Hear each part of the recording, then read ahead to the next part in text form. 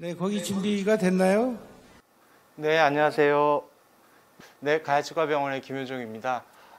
작년에 이어서 이렇게 올해 두 번째 SID 라이브 서저리를 맡게 된 것을 영광으로 생각합니다. 먼저 케이스 프리뷰 잠깐 보겠습니다.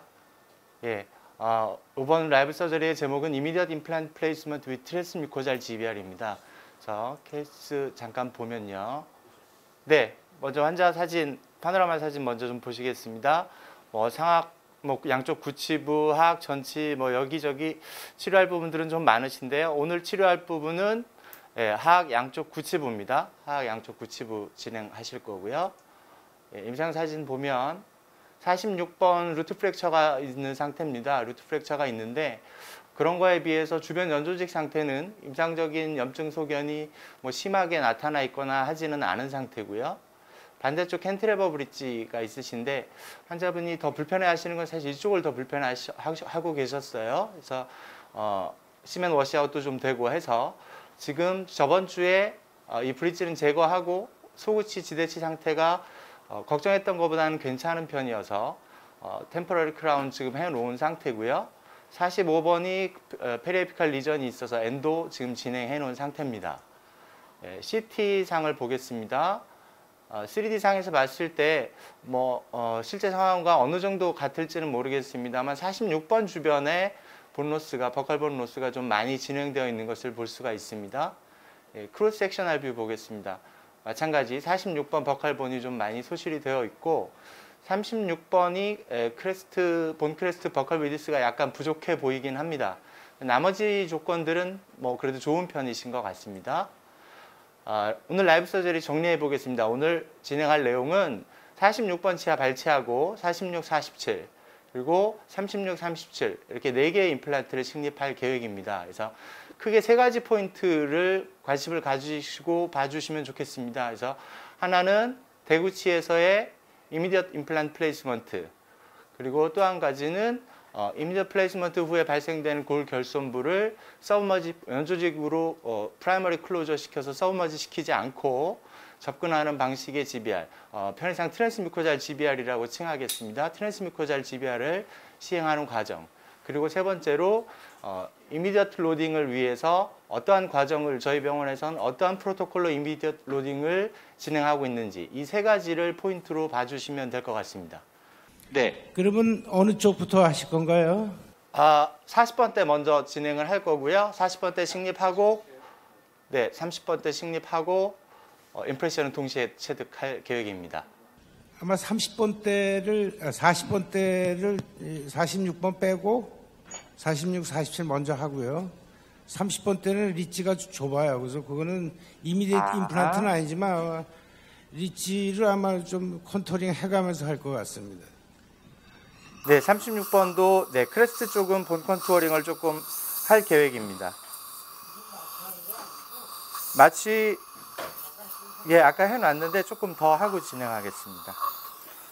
지금 이 경우에는 연소직 상태가 그렇게 나쁘지 않아서 크게 걱정되는 경우는 아닙니다만 염증이 있는 경우에 발치를 할 때 주변 그래뉴레이션 티슈 빠져나오면서 연소직 손상이 같이 좀 발생되는 경우들이 있어서 그 주변의 연소직을 약간 분리를 해놓고 시작을 하겠습니다.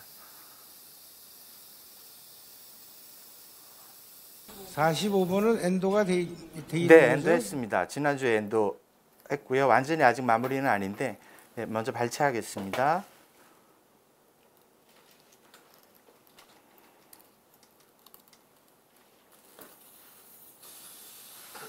김현종 원장은 주로 보통 심고 오늘 임프레션 뜨고 내일 템포러리 껴주는 그런 컨셉으로 주로 한다고 그럽니다. 네, 그렇습니다. 네, 그거 이따가 조금 더 설명을 드리겠습니다만 당일날 딜리버리 하는 거하고 미리 준비해서 당일날 딜리버리 하는 거하고 지금 말씀하신 대로 수술 당일날은 임프레션만 뜨고 그 다음날 딜리버리 하는 거하고 장단점이 있는 것 같습니다. 저희 병원 같은 경우에는 후자가 현실적으로는 좀 더 적합하지 않나 그렇게 생각해서 그런 프로토콜로 진행을 하고 있습니다. 그 부분 이따 조금 더 말씀드리겠습니다.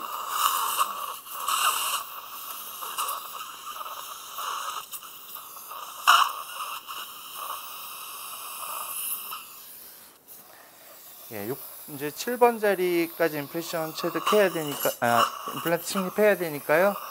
7번 자리까지 인시전 시행하겠습니다. 디스탈 쪽 약간 오블리크하게 디스탈 쪽 인시전 들어가고요. 크레스탈 인시전. 지금 일단은 버티컬 인시전은 두지 않고 진행을 하려고 합니다. 그래서 클래비큘라 인시전만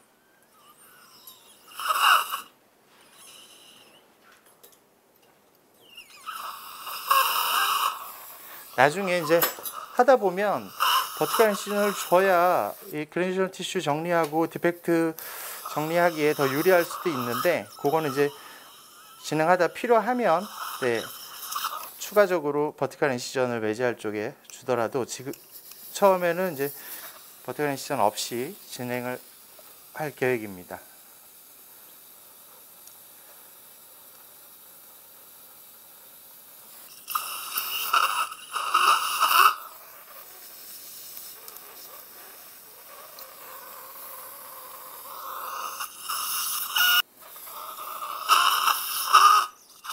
네, 여기 이제 이 메지알 루트 쪽에 루트 프랙처가 된 거는 디스탈 루트인데, 본로스는 메지알 루트 쪽이 본로스가 조금 더 많은 것 같아요.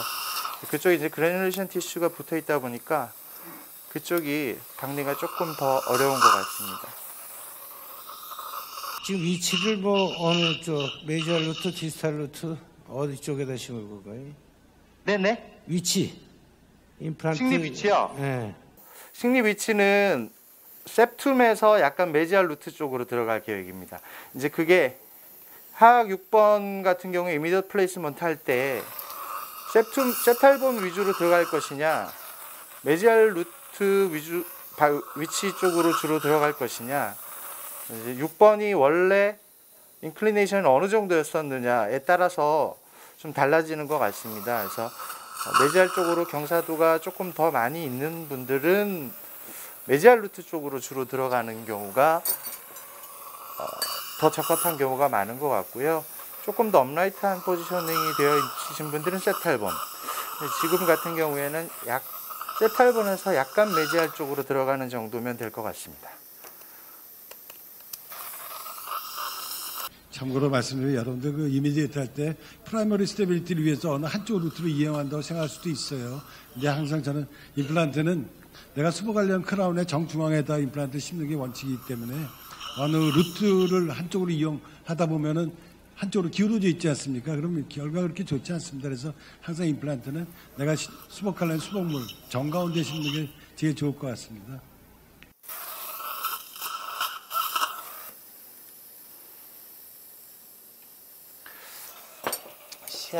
시야도 그렇고 화면도 좀 그렇고 해서요, 인시전을 앞쪽에 조금만 더 연장하겠습니다.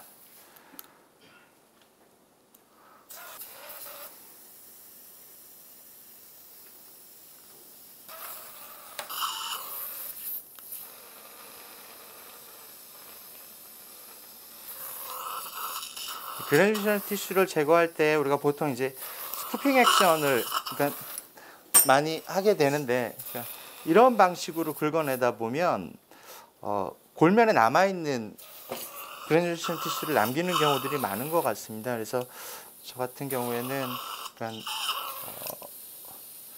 페리오스티움 박리한다는 느낌으로 골면에서부터 떠내듯이 하는 게 그래뉴션 티슈를 좀 더 깔끔하게 제거하는 방법이라고 생각합니다. 시스트 제거하듯이 하면 될 것 같아요. 염증이 심하네요. 이제 조금 범위는 넓은 편인데요. 그래도 버칼 블레이트 이제 메지알 쪽으로는 많이 나갔는데 디스탈 루트 쪽으로는 조금 와이드닝 돼 있긴 하지만 디스탈 쪽은 본 플레이트 하이트가 그렇게 낮은 편은 아닌 것 같습니다. 지금도 그 그래뉴레이션 떼내는데 그 선생님 P24지 갖고 하시는 거죠? 네? 네네, P24지입니다. 예. 아마 아까 얘기했지만 서지컬 큐레스로 긁어내려고 보면은 뭐 이렇게 찢어지고 붙어 있는 애들이 네. 많으니까 서지컬 아마 하나 큐렛도 지역에서 이용을 하긴 하는데 서지컬 큐렛의 이 날 방향이 골면 쪽을 향하게 처음에는 좀 밀어내듯이 해야 남는 거를 더 좀 깔끔하게 줄일 수 있는 것 같습니다.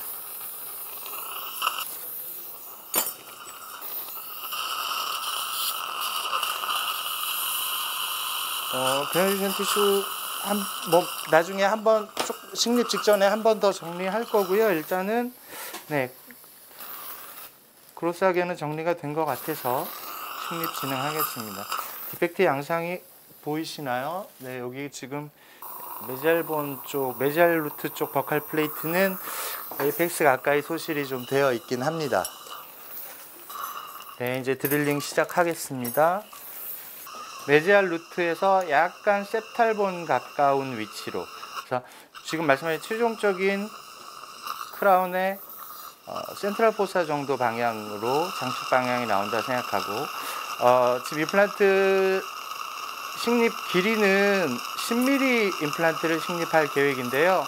지금 제가 사용하는 드릴은 11.5mm입니다. 그래서 앞에 좀 걸릴 수도 있기도 하고, 너무 딱 저스트로 길이를 맞춰서 하다 보면 이 스타퍼나 이런 것들이 조금 걸리는 경우에는 충분한 뎁스로 드릴링 되지 못하는 경우들이 있어서 약간 더 긴 드릴을 사용을 하고 있습니다.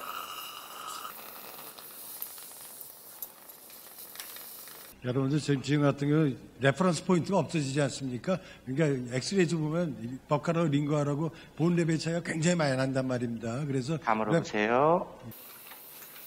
네, 이미디어 플레이스먼트 할 때 이제 지금 말씀하신 대로 문제가 레퍼런스 포인트가 없어진다는 게 문제가 되는 것 같아요. 그래서 확실하게 내가 레퍼런스 포인트를 어디를 잡고 들어갈 것인지를 확실하게 결정을 해야 될 것 같습니다. 그래서 뭐 진지발 마진을 기준으로 할지, 조금만 더 크게요. 네, 폭시말 플레이트를 기준으로 할지, 링걸 플레이트 혹은 세팔본을 기준으로 할지, 이런 부분들을 확실하게 결정을 해야 될 것 같습니다.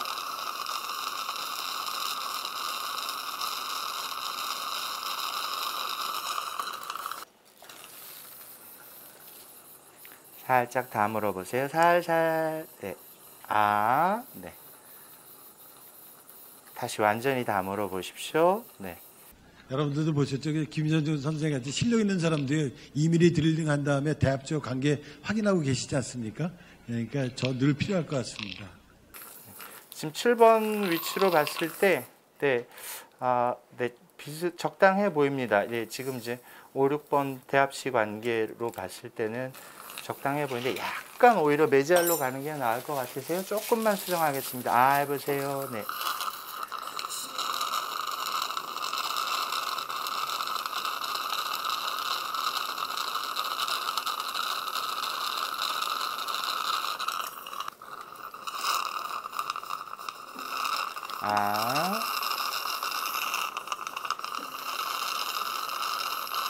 이제 대합체에 걸리면 처음에는 원하는 각도로 들어가기가 힘들면 약간 비스듬하게 들어가다가 중간쯤 드릴링 한 다음에 각도를 바꿔서 대합치 각도를 맞추는 방법도 해볼 수 있을 것 같습니다.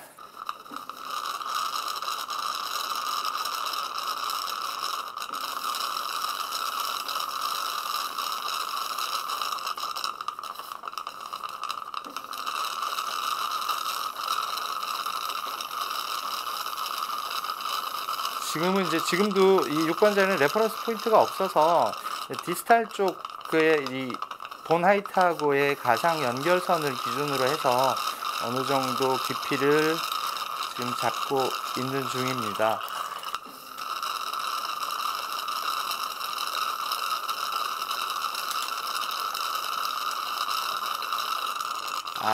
조금만 더 크게요. 오케이. 7번 쪽이 지금 골질이 별로 좋은 편은 아니신 것 같아요. 전반적으로 골량은 나쁘지 않으신데 6번 자리는 오히려 이렇게 염증소견이 있었던 자리는 그 주변으로 약간 스클로로시스가 생기면서 골질 자체는 오히려 조금 더 좋아지시는 경우들이 종종 있는 것 같고요. 그래서 지금도 6번 쪽은 본 퀄리티 나쁘지 않은데 골량은 좀 부족해도 7번은 본 퀄리티는 좋은 편은 아니신 것 같습니다. 고개 약간 왼쪽으로 돌려보세요.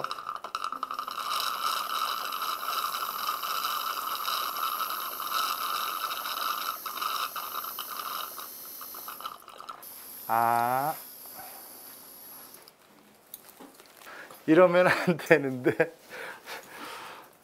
네, 지금 예, 석션이 지금 잠깐 문제가 있는 것 같습니다. 확인해 보겠습니다. 지금은 RPM 좀 낮춰서요, 주소 없이 조금 진행하겠습니다. 이 본칩도 좀 모으고요. 몇 RPM이에요? 지금 이게 저희 설정해 놓은 건 600rpm인데 이거는 지금 이 엔진은 밟는 대로 나오는 엔진이라서 제가 풀로 밟지는 않았습니다. 풀로 밟지 않아서 실제 RPM은 한 100, 100rpm 뭐 그 정도밖에 안 될 것 같습니다. 아마 김현 선생님께서 저 사이에 낀 본이 있지 않습니까? 그거 쓰려고 좀 한 100, 200, 한 2, 300 그 정도에서 돌리고 계신 것 같습니다.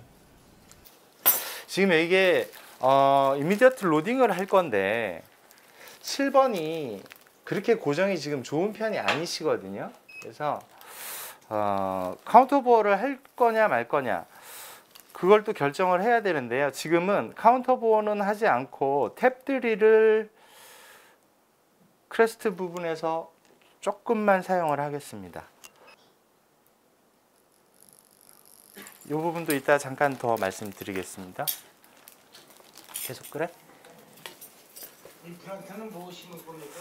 루나 S 5/10mm 여기는 지금 2개 식립할 계획입니다. 510 2개 주세요. 드릴은 다 했나요? 끝까지? 네, 드릴링 다 됐습니다. 본 안 좋은데도 5mm 드릴 했나요? 네, 여기도 끝까지 했습니다. 여기가 골량은 부족하지만 골질은 나쁜 편이 아니라서 이쪽도 파이널 드릴링까지 다 했습니다. 7번도 5/10 심으실 계획이세요? 네, 그렇습니다. 임플란트 식립하겠습니다. 네. 그 높이는 어디까지 할 거예요? 하이트? 지금 이제 셉탈본이 거의 없어서 셉탈본 기준으로 잡기는 힘들고요. 링구알본? 네, 림괄본 기준으로 잡으면 한참 꽤 한 2, 3mm 이상은 들어갈 것 같고 지금 사실 이런 경우에 식립 깊이에 있어서 본 레벨과의 관계도 중요하지만 이 소프티슈와의 관계도 중요한 것 같습니다. 그래서 지금 소프티슈로 봤을 때 말하자면 나중에 최종적으로 어버트먼트 칼라 하이트가 한 3mm 정도는 되는 게 더 적당하다고 저는 생각해서요. 그 정도 깊이가 나올 수 있을 정도의 소프티슈 뎁스가 나오게 그렇게 들어가려면 소프티슈에서 따졌을 때도 한 3mm는 넘게 들어가야 되는 게 될 것 같습니다. 이게 지금 본 하우징 안에 들어와 있어야 되는데 네, 좋잖아요.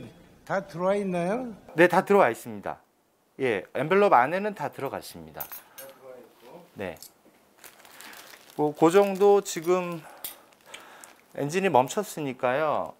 꽤 6번에서의 고정은 꽤 좋은 편인 것 같습니다. 7번도 마저 들어가겠습니다.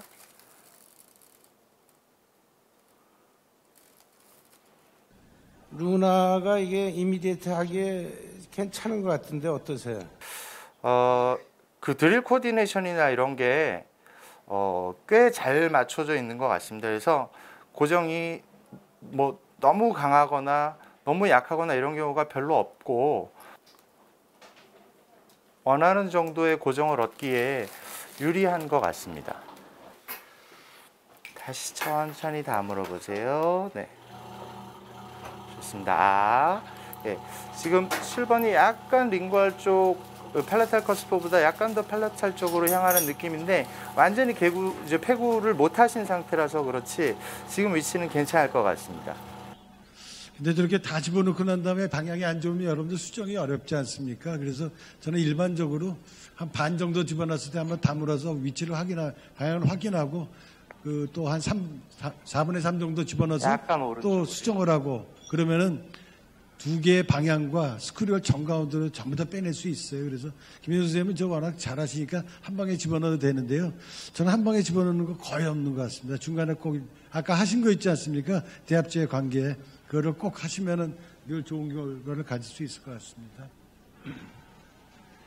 이쪽 30번 때는 주의 밝게 뭐 이렇게 케이스는 그렇게 복잡한 것 같지는 않은데 이 앞에 크레스탈 쪽이 좀 네, 36번 자리가 조금 얇아서요. 그쪽을 조금 조정을 할 거고요. 여기는 지금 버티컬 인시전을 주고 진행을 하고 있습니다. 여기는 지금 반대쪽에 비해서 베스티블 뎁스나 대진지바, 케라티나이드 진지바 양이 좀 더 부족한 편이라서 메지알 쪽에 버티컬 인시전 주고 조금 더 내릴 계획입니다. 플랩을 에이피칼리 포지션드 플랩으로 할 건가요? 네, 그냥 풀 티크니스로 약간 에이피칼리 포지션드 플랩 하는 방식으로 조금 더 확보를 하려고 합니다. 그러면 이렇게 플랩을 내리면 케라티나이드 티슈가 조금 느나요? 그러니까 풀 티크니스로 어느 정도 내려주니까요. 예, 뭐 완전히 어댑테이션 시킬 거기 때문에 많은 양이 늘어날 것 같지는 않습니다만 또 워낙에 지금 양이 좀 작아서 최대한 좀 그것도 보존 좀 하고 좀 내리려고 합니다. 뭐 버티컬 인시전을 기준으로 해서 플랩을 완전히 내리거나 할 건 아니고요. 그냥 힐링 어바트먼트 쪽에 어댑테이션 시키는 정도의 레벨로 들어갈 계획입니다. 지금 포터블 석션 지금 준비하고 있습니다. 김현수 선생님 좀 하시기 때문에 좀 더 말씀드려 보겠습니다. 근데 아까 오른쪽에 깊이 있지 않습니까? 여러분 픽서 마운트가 있는 상태에서는 깊이를 가늠하기가 쉽지가 않습니다. 그래서 아마 김현수 선생님 나중에 픽서 마운트 푼 다음에 다시 한번 평가를 할 거예요. 그래서 픽서 마운트가 있었을 때하고 없을 때하고 깊이 결정하기가 좀 달라질 것 같습니다. 그래서 항상 픽서 마운트 넣고 좀 바꿀 수 있다는 생각들 하고 가십시오. 네, 자세히 보이지는 않는 것 같은데 조금 더 크게 6번 자리가 여기가 조금 여기가 조금 얇죠. 네, 여기가 조금 얇아서 여기를 약간 플래트닝을 좀 하고 진행을 하려고 합니다. 그냥 플래트닝 할 때 플래트닝용 바어를 쓰기도 하고요. 저는 그냥 트위스트용 린데만 드릴 2mm 트위스트용 린데만 드릴 7mm짜리입니다. 이걸로 그냥 입 살짝만 다물어 보세요. 살짝 조금 더 담으시고 그냥 옆으로 이렇게 드릴링을 해서 좀 조절하기도 합니다. 지금 석션이 안 돼요? 석션? 근데 아마 지금 본 하이트가 충분하니까는 김현수 선생님이 그 플래트닝 하고 있는 것 같아요. 근데 여러분들. 네, 맞습니다. 예, 본 하이트가 예전에는 이제 뭐 한 10년 전 이런 때 케이스들 제가 이제 가끔 제 케이스를 보다 보면 어떻게 해서든지 본 하이트가 높은 쪽에 본을 그대로 유지하고 싶어서 얇게 남아 있어도 높은 쪽을 기준으로 드릴링을 하고 낮은 쪽은 오그멘테이션을 하는 방식으로 많이 했었습니다. 근데 그러다 보면 결국 이제 식립 깊이가 낮아지는 경우들이 많이 생겨서 장기적으로 봐서는 본 레벨이 더 불안정해지는 경우들이 많았던 것 같습니다. 그래서 요즘은 그냥 플래트닝을 하고 진행을 더 많이 하고 있습니다.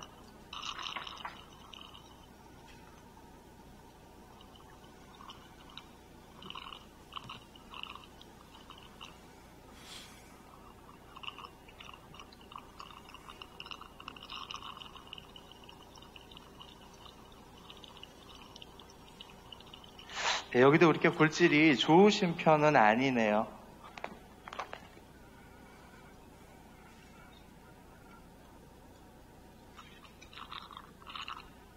네, 지금 충립 위치는 나쁘지 않은 것 같아 보입니다.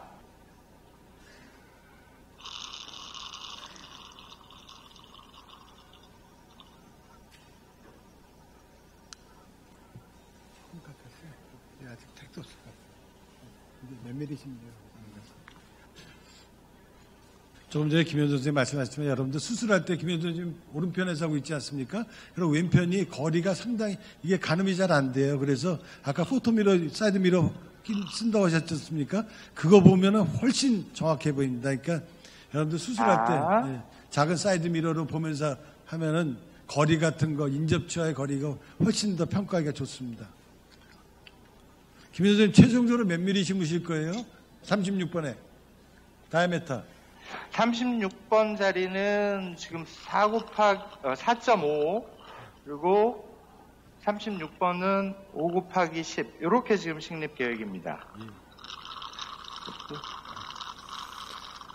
앞에가 디슨스가 되지 않나요?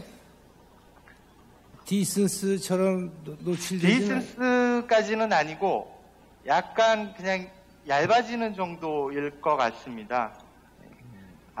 조금 더. 네. 여러분들 저랬을 때 이제 얇으면 4mm 어떻게 심고 개겨볼까 이런 생각이 드는데요. 예, 우리 김현준 4.5로 가시고 계세요. 사실 0.5가 그렇게 큰 차이는 아닌데 심리적으로는 그래도 얇은 거를 하고 싶어지는 거는 같아요. 근데 지금 같은 경우는 얇게 남기는 해도 그냥 본그라프만 사용하는 정도의 오그멘테이션을 하면 문제 별로 안 될 것 같다 싶은 정도의 디펙트라서요. 그냥 그렇게 진행을 하려고 합니다. 마찬가지로 지금 7번은 골질이 별로 좋지가 않으세요. 근데 6번은 얇기는 해도 이렇게 얇은 경우가 오히려 이제 코티칼 본들을 주로 만나게 되니까 그런 경우가 조금 더 하드본인 경우들이 있는 것 같습니다. 그래서 여기 6번에만 탭3를 조금 사용하겠습니다. 그러니까 여기서 마지막에 탭을 쓸 거냐 카운터 보어를 할 거냐 하는 부분을 결정하는 데 있어서 그냥 제 나름대로의 기준은요. 석션 픽처 주세요. 4510-510 예. 기본적으로 이미디어트 로딩이 아닌 경우에 소프트본에서는 카운터 보어를 사용하지 않고 하드본에서는 카운터 보어를 사용하고 기본적으로는 그거잖아요. 이제 이미디어트 로딩을 할 때는 그게 약간 달라질 수 있을 것 같은 게 카운터 보어를 사용한다는 거는 4.5? 예. 카운터 보어를 사용한다는 거는 네. 카운터 보어를 사용하면 픽스처의 스레드 끝단만 크레스트 쪽에서 걸리는 거지 그게 그러니까 픽스처의 그 스레드를 제외한 바디는 골면과 떨어져 있는 형태가 되는 거고 그러다 보면 근데 그렇다고 해서 그거를 사용을 안 하면 원하는 깊이로 식립을 못하는 경우가 생기고 카운터 보어를 과하게 사용을 하면 고정이 약해지는 경우가 생기기 때문에 탭3를 사용하면 픽처의 바디와 스레드 끝단이 전부 다 컨택이 되는 정도의 수준으로 만들 수 있는 거라서 저는 이제 그 중간 정도의 경우에 탭3를 이렇게 사용을 합니다. 지금 36번짜리 탭3를 사용했는데 거기 약간 더 오른쪽이요. 탭3를 사용하고서 픽스처 들어갈 때 끝에서 엔진이 멈춘 정도 수준의 고정 상태를 얻을 수 있었습니다. 지금 7번은 카운터 보어나 탭3를 둘 다 사용하지 않았는데 그냥 끝까지 다 잘 들어가네요. 살살 다 물어보세요. 네, 플란트 식립 자체는 다 됐는데요. 최종 식립 깊이는 마운트를 풀르고서 결정을 하려고 합니다. 네, 김현수님 나중에 끝나면 어쩌면 이렇게 피가 안 나요. 나중에 약간 왼쪽. 나중에 비결 좀 얘기해 주십시오. 다 끝나고 나면요. 이런 말씀 드리면 별로 안 좋아하실 것 같은데 좀 많이 나는 편인데 오늘은 네.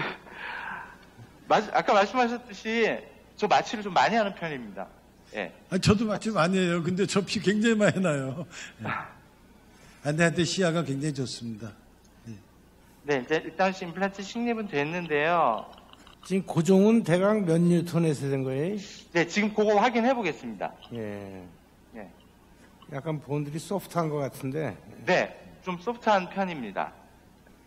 지금 이게 7번 자리입니다. 7번 자리 인서션 토크 확인해 보겠습니다. 지금 한 30뉴턴은 그래도 넘게 나오는 것 같습니다. 지금 눈금이 30뉴턴이거든요. 요게 45뉴턴 정도입니다. 45뉴턴 정도까지는 나오는 것 같습니다. 조금 더 집어넣고요. 보통 이미디에이트 로딩 할 때 몇 뉴턴 이상 정도 합니까? 김현정 원장님. 그게 이제 아티클상에서들 이야기하는 거는 뭐 한 최소한 30뉴턴 뭐 이 정도를 이야기를 하지만 이게 그냥 어떤 명확한 과학적인 데이터를 가지고 하는 게 아니잖아요. 그냥 실험적인 경험적인 데이터를 가지고 하는 거기 때문에 조금 애매한 부분은 있습니다만 보통은 30뉴턴 내지는 ISQ로 따질 때는 65 뭐 이 정도를 이야기하는데 이건 6번은 지금 한 45뉴턴 이상 나오네요. 네, 45뉴턴 좀 넘어가니까 움직이네요. 네. 둘 다 지금 한 40뉴턴, 45뉴턴 정도는 나오는 것 같습니다. 예.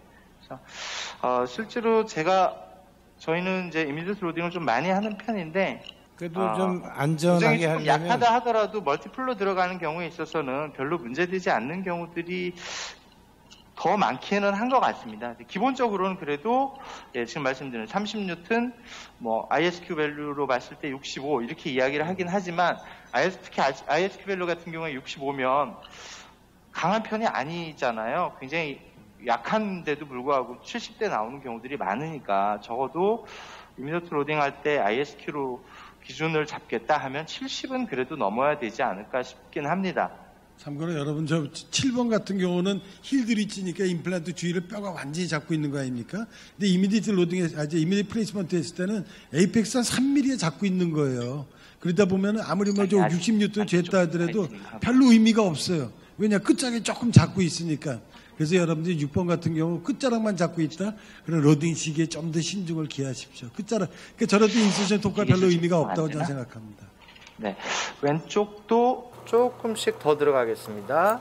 왼쪽이 여기가 지금 36번 자리입니다. 70뉴턴 가까이 되니까 지금 돌아가네요. 36번은 거의 한 50뉴턴 이상 나오는 것 같습니다. 지금. 네, 지금 눈금이 70뉴턴 눈금이거든요. 아까 36번은 뼈가 몇 미리쯤 잡고 있습니까? 실제로. 46번. 46번이요? 예. 46번. 느낌에. 서드는 조금 넘는 것 같습니다. AP가 서드요? 네. 여기 지금 37번 자리입니다. 그래도 고정은 뭐 한 45뉴턴 뭐 여긴 지금 7번, 37번은 카운터버나 탭을 전혀 안 한 데인데요. 여기가 고정은 오히려 제일 약합니다. 지금 30뉴턴이 간신히 30뉴턴 정도 나오는 것 같습니다.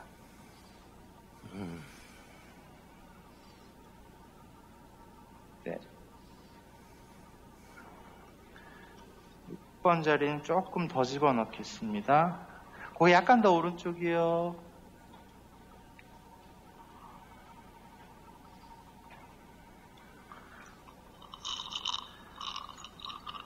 김현정 선생님 괜찮으시면은 그 하기 전에 진행하기 전에 그 양쪽 36번, 46번 깊이 어느 정도 깊이 하셨는지 네. 옆 거울로 좀 보여주시면 좋겠습니다. 네. 예, 감사합니다. 주문이 많아요. 수술하는데 힘드신데 죄송합니다. 네, 여기가 46번입니다. 46번, 여기 47번. 47번 석션 한번 해볼까요? 네. 네. 47번도 본 크레스트에서 적어도 1mm 정도는 들어가게 지금 위치시키려고 한 거고요. 46번은 링골 크레스트로 따지면 한 2mm 이상 들어와 있긴 합니다. 네, 버칼이 이제 디스탈 쪽 버칼 플레이트 정도 하이트라고 보여지고요. 6번 자리가 얇기는 하지만 디스턴스가 발생한 정도는 아니어서 조금 더 크게요. 네, 이 정도. 예. 프로파일로 주세요. 조금만 쉽네. 지금 6번, 그러니까 36번, 37번 자리가 약간 깊게 들어가 있는 상태이기 때문에 뭐 버칼본 기준으로 해서는 많이 깊지는 않습니다만 메조 디스탈이 약간 걸리는 부분이 있을 것 같아서 본 프로파일러, 프로파일러 좀 사용하겠습니다. 깊이십니다. 저 여러분도 같은 아시겠지만 경우에 예전에 비해서 아까도 말씀드렸듯이 식립 깊이를 좀 더 충분히 하려고 하는 편이라서 그러다 보니까 이 프로파일러를 거의 쓰는 경우가 훨씬 더 많은 것 같습니다. 여기도 7번 자리는 프로파일러 조금 사용할 거고요. 네, 이제 식립은 됐는데 이제 임프레션도 떠야 되고 GBR도 해야 되니까 일단 임프레션 코핑을 먼저 연결을 하겠습니다. 아까 조기성 교수님 말씀하셨듯이 저희는 그 다음날 딜리버리를 합니다. 그래서 알지네이트로 트랜스퍼 코핑을 이용해서 알지네이트 임프레션을 뜨고 그 다음날 랩에서 만든 거를 딜리버리를 하거든요. 그래서 그러다 보니까 저희 일반 그러니까 최종 보철을 만들 때는 거의 완전히 담으시면 안 되고요. 90% 이상 바이트 임프레션 코핑을 사용을 하는데 알지네이트로 임프레션을 뜨려다 보니까 이미디어트 로딩 할 때 제가 수술하면서 임프레션 뜨는 거는 바이트 코핑으로 뜨기에는 위치 재현성이 좀 떨어지는 것 같아서 알지네이트로 임프레션 뜰 때는 트랜스퍼 코핑을 사용을 합니다. X를 맞추고요.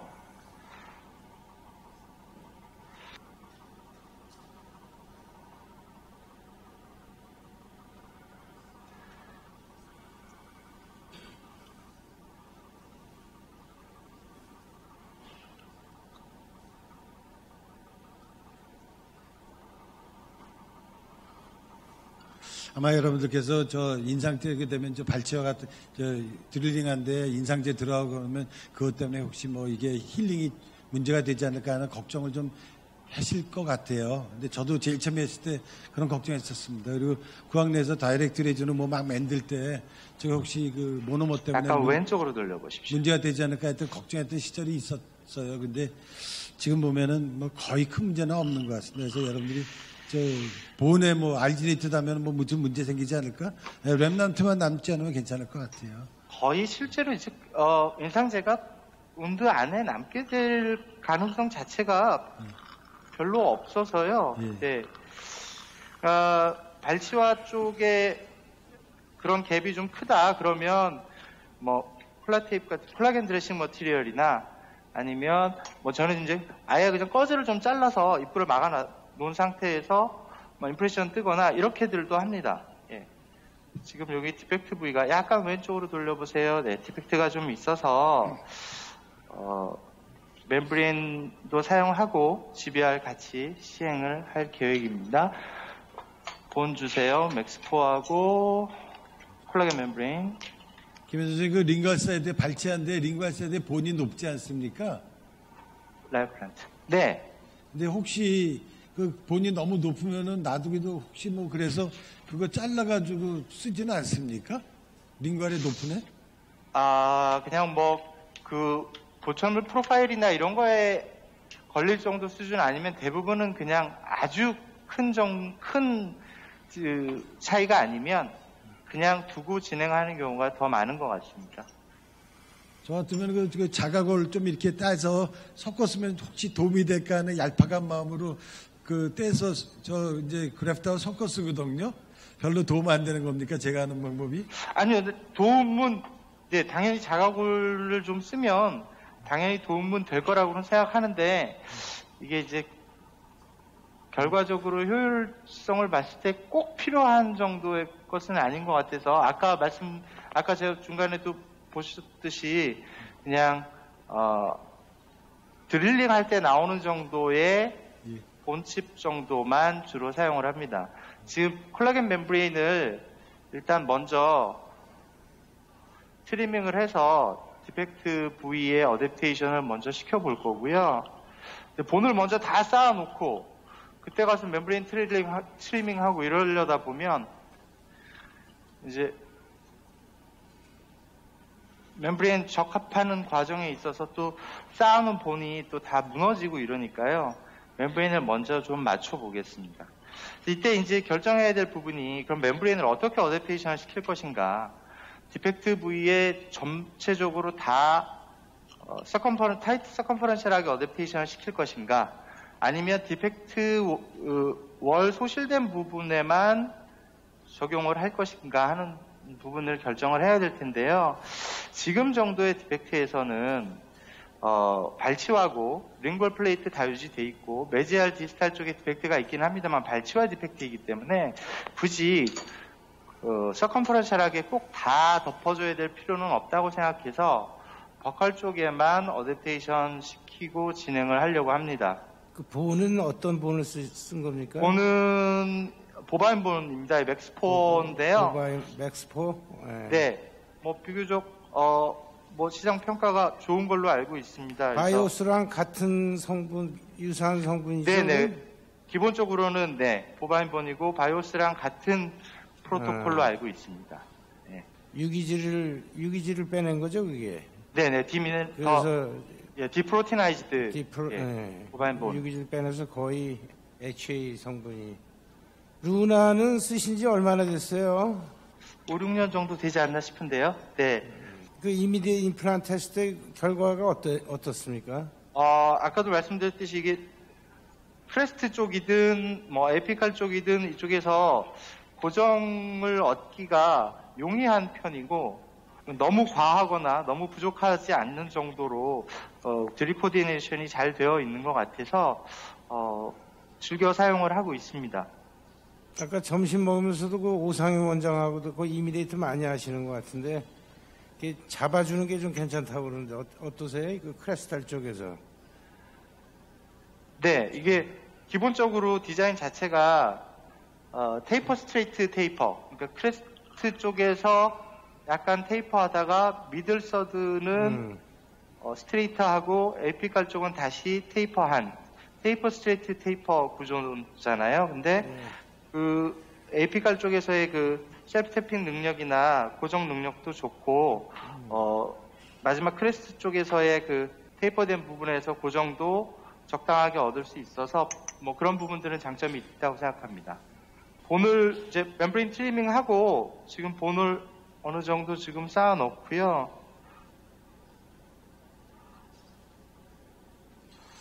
그래서 지금 본 넣을 때 어느 정도 일반적으로 저희 그냥 임플란트 높이와 비슷하게 넣게 하면 나중에 많이 쪼그라들지 않습니까? 그래서 그래프트를 어느 정도 더 여분 있게 넣는 거하고 멤브레인 넣기 전에 한번 보여주고 하시죠. 예. 그래서 그 부분을 좀 자세히 보여주고 말씀해 주시면 좋겠습니다. 그래프트의 양이라든가. 예. 네, 그래프트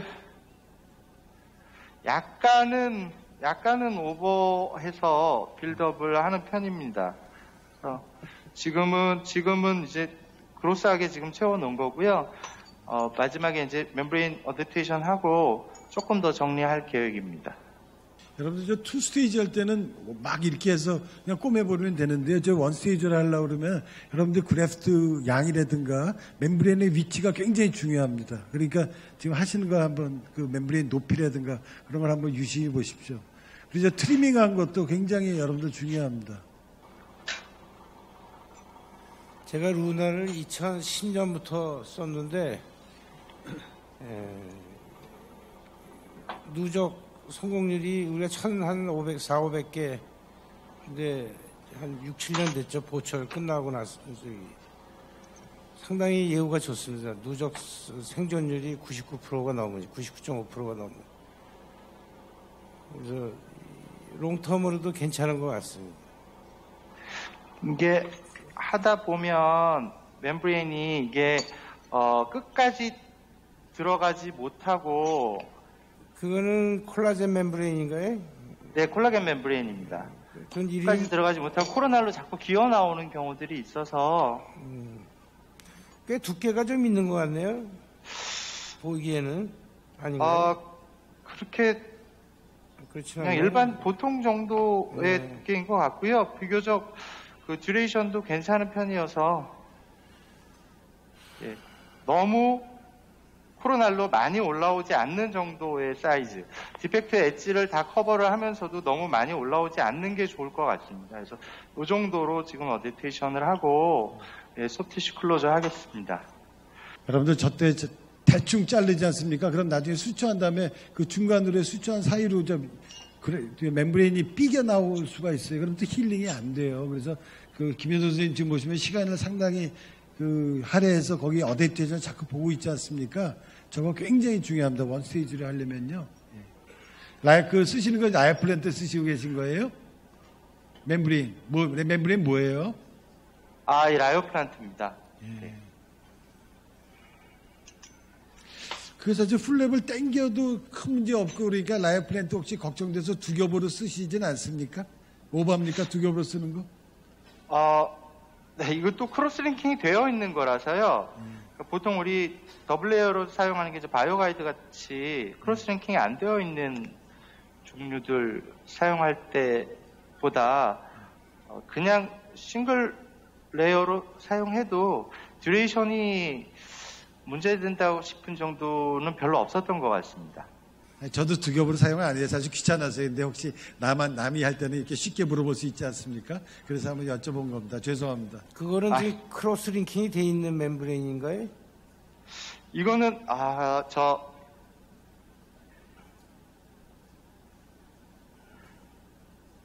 콜라겐이 텐던이 아니라 카디움, 페리카디움. 네. 네, 돼지 페리카디움인가 그렇습니다. 제가.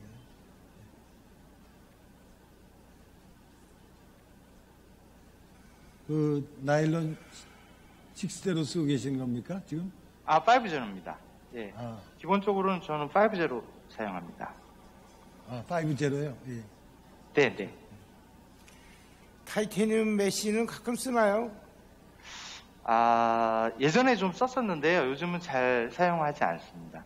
그냥 스페이스 유지하거나 하는 데 있어서의 굉장히 큰 장점을 가지고 있다고는 생각하는데, 스페이스가 그렇게 스페이스 메인터넌스에 있어서 크게 문제되지 않는 경우에는 굳이 좀 나중에 제거하는 과정도 필요하고 해서 좀 더 번거로운 부분들이 있는 것 같아서 요즘은 잘 사용을 하지 않고 있습니다. 그러면 non reusable 멤브레인으로 혹시 뭘 쓰시나요? non reusable 멤브레인 지금 저희 없어요? 지금 우리 시장에서 구할 수 있는 게 딱 한 가지밖에 없는 걸로 알고 있습니다. 우리나라 시장에서 지금 고어텍스나 이런 게 단종돼서. 네. 교수님 최근에 넌지버블 쓰신 적 있습니까?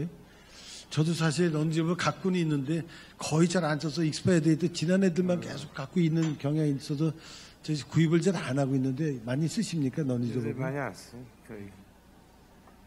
거의 90% 이상. 저도 non-reusable 1년에 한 번 쓸까 말까 하는 것 같습니다. non reusable이 파는 데가 몇 군데 없을 거예요. 딱 하나 있습니다. 어디죠? 사이트 플라스트. 사이트 플라스트. 예. 옛날엔 타이타늄 리인포스드 된 고텍스를 많이 썼죠. 디펙트가 큰 경우. 근데 이제 콜라겐 멤브레인이 너무 다양하게 나오니까. 노출이나 그 리무벌, 리엔트리 과정 이런 거를 생각하지 않으면 참 non-reusable 멤브레인 결과가 좋긴 한 것 같은데, 그런 부분들이 워낙에 또 크리티컬한 경우가 많아서 기본적으로 제가 가지고 있는 기준은 노출이 되지 않았을 때의 결과는 non-reusable이 더 릴라이어블한 것 같고, 노출이 됐을 때는 사실 non-reusable은 거의 기대할 게 없는 반면에 콜라겐 멤브레인은 그래도 어느 정도의 디펙트 레졸루션을 기대할 수가 있어서 더 많이 사용을 하게 되는 것 같습니다. 플랫 매니지먼트를 잘못하면 non-reusable은 거의 노출된다고 봐야죠. 여러분들 지금 버카리 디펙트가 상당한데 저기를 원스테이지로 그래프트 한다는데 사실 마음에 좀 부담이 있습니다. 근데 기본 조건이 뭐냐면요. 아까 김현수 선생님이 위에서 임플란트 싣고 난 걸 위에서 보여줬으면 더 좋겠는데 이미 지나는데 김현수 선생님이 저걸 갖다 링거 안에 붙여심하고 셀프 컨테인트 디펙트를 만들었지 않습니까? 그래서 저런 게 원스테이지가 가능한 거예요. 여러분들이 드릴링 잘못해서 버칼로 밀려 나왔지 않습니까? 그럼 저 원스테이지 서저리 못 합니다. 그러니까 드릴링 할 때 법관로 밀려 나오지 않게 그걸들 신경을 쓰는 게 좋을 것 같습니다. 네.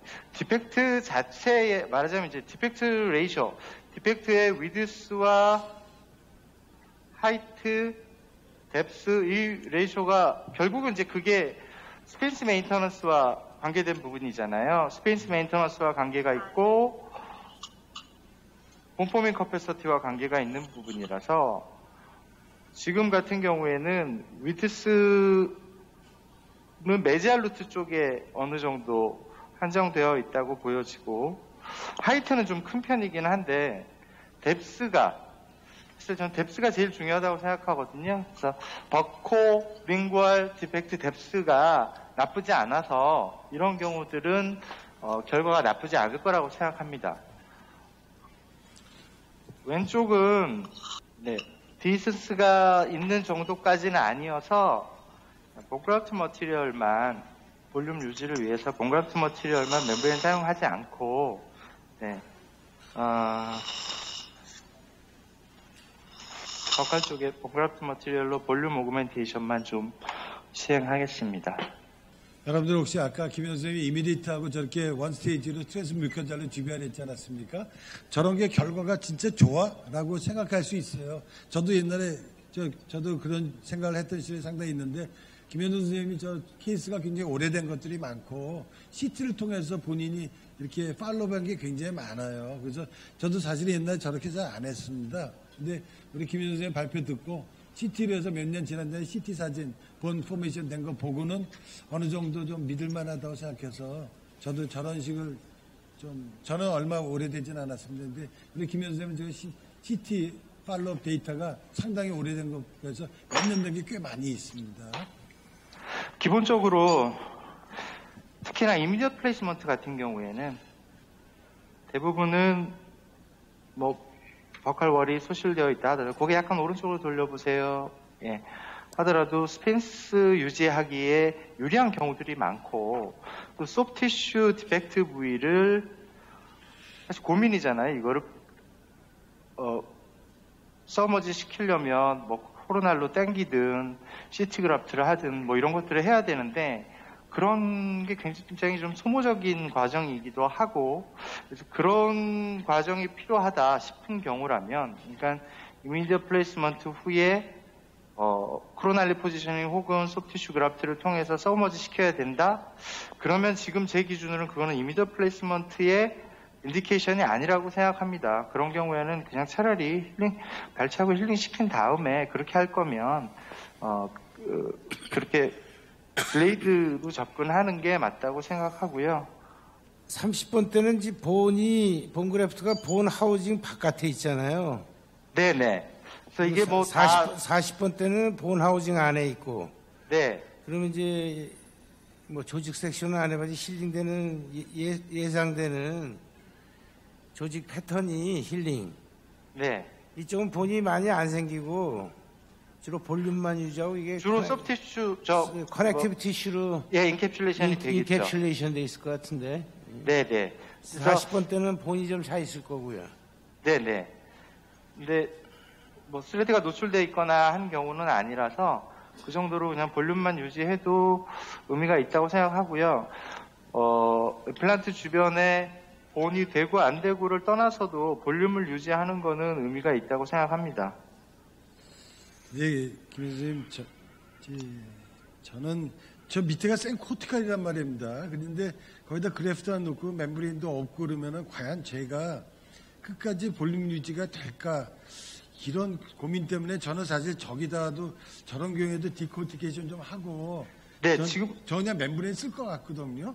그래서 전 네. 저렇게는 거의 안 하는데 제가 오버하는 겁니까? 디코티케이션은 하기도 하는데요. 지금은 제가 안 그래도 지금 확인해봤는데 블리딩이 조금씩 잡히고 있어서 그래서 디코티케이션은 안 한 거고요. 멤브레인 없는 그래프트도 유지됩니까? 할 때 멤브레인을 사용하는 거는 네, 저는 거의 그렇게는 안 하고 있습니다. 예. 저도 앞으로 용기를 갖고 그냥 해보겠습니다. 내가 보기에는 저런 경우에 멤브레인을 해도 이 소프티슈를 저런 디펙트면 소프티슈의 상당수가 일부 본을 찰 수도 있겠지만 소프트 티슈로 인캡슐레이션 된 경우가 많을 겁니다.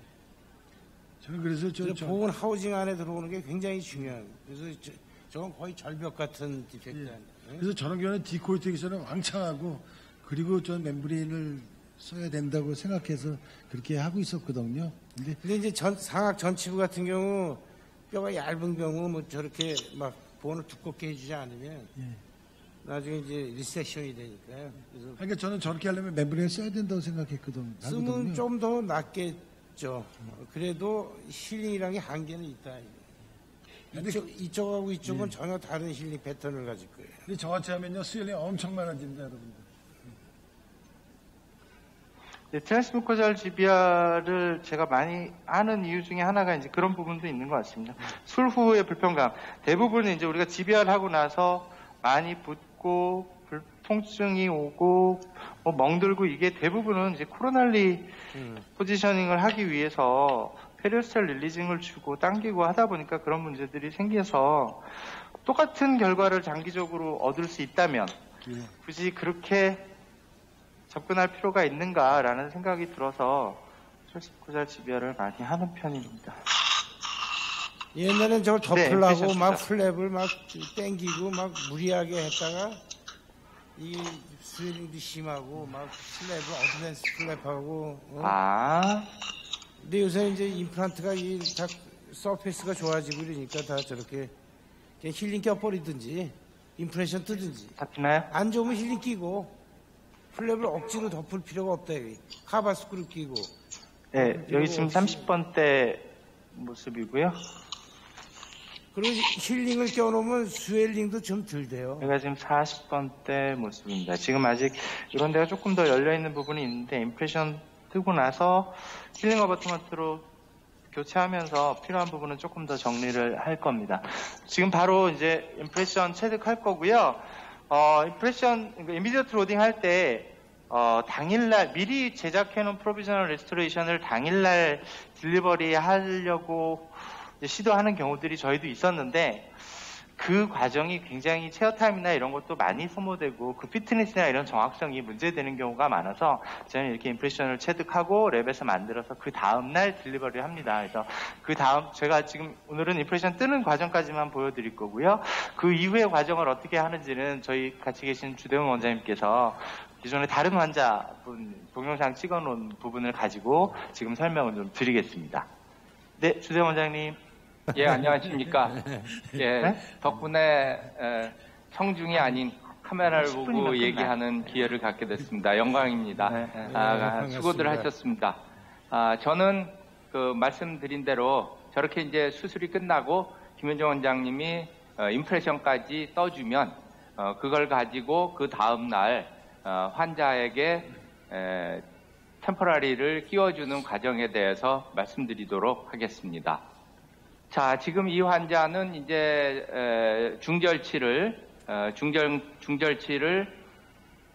2개 발치하고 측절치 2개에다가 심어서 결국은 템포라리를 해줬던 그런 케이스가 되겠습니다. 지금 보시는 것처럼 이제 본 디펙트가 크고 이렇게 뭐 수술이야 워낙에 김은중 원장님이 깔끔하게 그래프터하고 잘 하신 다음에 이제 지금 보시는 것처럼 수처를 하고 이 상태에서 임프레션을 뜹니다. 아까 잠깐 얘기가 있었지만 과연 수술한 당일날 템포라리까지 해주면 환자한테 더 좋지 않을까? 그런데 제 생각은 조금 다른 게 제가 환자라면 오늘 수술하고 힘들어 죽겠는데 집에 가지 뭘 템포라리 끼우고 누굴 만나고 어디 가서 밥을 먹겠다고 1시간씩 또 30분씩 더 앉아서 저걸 과연 해야 되겠는가 하는 그런 점이 제 생각에는 저 같으면 차라리 그냥 다음날 끼워도 어차피 다음날 드레싱하러 병원에 올 것이니까 큰 문제가 없지 않을까 하는 생각을 가지고 있습니다. 그리고 그보다 조금 더 근본적으로 원천적으로 과연 저렇게 심고 바로 이미디어트 로딩을 하는 게 좋은가 아니면 플리퍼라든지 템포러리 덴처를 이용해서 힐링될 동안 기다리는 것이 좋을까라는 측면에서 봤을 때 저도 처음에는 저렇게 이미디어트 로딩하고 힘이 가해지는 거에 불안감을 가지고 있었지만 실제로 저희가 해보면 플리퍼라든지 템포러리 덴처를 사용하는 거는 환자도 불편할 뿐만 아니고 저같이 저거를 때 되면은 교체해주고 손봐줘야 하는 입장에서는 보통 귀찮은 일이 아닙니다. 게다가 더 중요한 거는 결과적으로 보면 차라리 저렇게 스플리트해서 묶어놓은 임플란트 픽스처 경우가 플리퍼나 템포러리 덴처를 끼웠던 것보다 오히려 생존율이 높은 것이 아닌가. 제가 정확히 저희 병원에서 수치를 가지고 있지는 않지만 통계 수치를 많은 경우에 그런 경우를 봤습니다. 그래서 지금은 이런 경우에 이제 주저하지 않고 템포러리를 고정식으로 만들어 줍니다. 그래서 이런 식으로 해서 임프레션을 뜨면 기용소에서 이제 템포러리를 만들어 옵니다. 그러면 그 다음 날 저는 힐링 어버트먼트를 제거하고, 그런데 이제 이렇게 힐링 어버트먼트를 제거할 때 또 한 가지 이슈가 되는 것이, 많은 분들이 저한테 물어보는 것이, 야, 수술하고 다음 날 저렇게 힐링 어버트먼트를 막 빼고 이러면 환자가 상당히 아파하거나 불편해하지 않느냐, 마취는 어떻게 하느냐, 이런 얘기를 하는데 실제로 마취하지 않습니다. 그리고 환자분들은 대개 저거를 건드리는 거에 대한 통증은 거의 느끼지 않고 진행을 하고 있습니다. 그래서 저는 그 점도 걱정하실 이유가 없다고 생각합니다. 그래서 지금처럼 제거를 합니다. 사실은 이 케이스는 조금 상처가 잘 힐링이 되고 있고 또 별로 그렇게 블리딩이 많이 안 되는 좋은 케이스였습니다. 그렇지만 어쨌든 저런 상태에서 이제 기공소에서는 이런 형태의 템포라리를 만들어 갖고 옵니다. 자, 그러면 이 만들어 갖고 온 템포라리가 늘 구강 내에서 별 문제 없이 잘 맞느냐 하면 꼭 그렇지는 않습니다. 가장 큰 변수가 되는 부위가 어디냐 하면 바로 이 부분입니다. 이 부분. 그 얘기는 무슨 얘기냐 하면 보통 우리가 특히 100% 이미디어트를 하는 경우는 전치부인데, 전치부의 경우에는 주로 인터널을 100% 심다 보니까 여기까지가 본이 차 올라와 있는 경우가 있습니다. 그래서 그런 경우에 요 부분을, 요 진지바 밑에 서브 진지발 컨투어를 조금 뚱뚱하게 해버리면 요 부분이 걸려서 들어가지를 않습니다. 그래서 경우에 따라서는 지금 이 정도가 아니고 거의 금속이 여기 다 드러날 정도로 이 부분은 살짝만 레진을 첨가시키고, 어떤 경우엔 제가 이 부분을 살짝 갈아서 띄워주는 경우도 있으며, 심지어는 김현종 선생님이 다시 오셔서 본을 조금 삭제해야 들어가는 경우도 있습니다. 그리고 이제 당연한 얘기지만 이거는 알지네이트 임프레션을 이용해서 트랜스포 타입으로 떴기 때문에 요거는 미리 섹션을 해서 구강 내에서 연결을 하도록 그렇게 하겠습니다. 그래서 지금 이런 상태가 된 것을 구강 내에서 끼우게 됩니다. 저 구강 내에서 끼울 때 좀 전에 말씀드린 대로 제자리에 패시브하게 들어가고 스크류가 잘 이렇게 패시브하게 들어가는지를 확인하셔야 됩니다. 아까 말씀드린 것처럼 어딘가 걸리는 경우에는 한 번에 나사가 패시브하게 제자리까지 들어가는 느낌이 아니고 조금 뭔가 걸렸는데 더 돌리면 들어간다 하는 느낌으로 들어가는 게 특징이 되겠습니다. 그렇게 해서 이렇게 우선 장착을 시킨 다음에 교합을 한번 간단히 체크해서 어디 걸리는 데가 있는가 보고요. 일단 저렇게 패시브하게 장착이 잘 되면 제 경우에는 보통 이때 20뉴턴 센티미터까지는 일단 토크 드라이버를 이용해서 토크를 사용합니다. 물론 이때 토크를 조일 때 이거 조금 더 돌리면 뭔가 좀 픽처가 움직일 것 같은데 하는 느낌을 받는 경우도 없지는 않습니다. 그런 경우에는 물론 하지 않고요. 중단하고요. 그 다음에 사실은 제가 가장 보여드리고 싶은 장면이 이 부분이 되겠습니다. 무슨 말씀이냐면 저희가 오래전부터 이미디어트 로딩을 하고 이렇게 이미디어트 템포라리를 장착을 했는데 상당히 많은 케이스가 별 문제 없이 잘 유지가 된 반면에 간혹 임플란트가 흔들려요 해서 오는 환자를 보면 이 조인트가 깨져서 오는 경우가 있었습니다. 그런데 놀랍게도 그런 케이스를 봤더니 조인트가 깨진 게 아니고 이 부분을 굉장히 두툼하게 잘 리인포스를 해서 붙여놨다고 생각했는데 그 접착 부위가 딱 탈락이 돼서 온 겁니다. 깨진 게 아니고. 그래서 이상하다. 저는 할 때 굉장히 이 부분에 드라이를 잘하고 물기가 안 묻도록 굉장히 신경을 써서 했음에도 불구하고 그런 일들이 종종 있었습니다. 그랬을 때 제가 아차 하고 생각을 한 게 지금 요 케이스의 경우에는 다시 한번 보여주세요. 요 케이스의 경우에는 지금 말씀드린 대로 비교적 스웰링도 없고 블리딩이나 우징이 없는 케이스인데 이게 아주 심하게 블리딩이나 우징이 있는 케이스에 이렇게 했을 때는 아무리 드라이를 시켜도 요 공간이 짧으니까 캡사리 리액션이 나는 거죠. 이 모세관 현상에 의해서 제가 여기다가 레진을 갖다 붙이는 때 바로 밑에서 우징이 되면서 올라온 겁니다. 그래서 그거를 제가 인식한 다음부터 사용하는 방법이 이 방법입니다.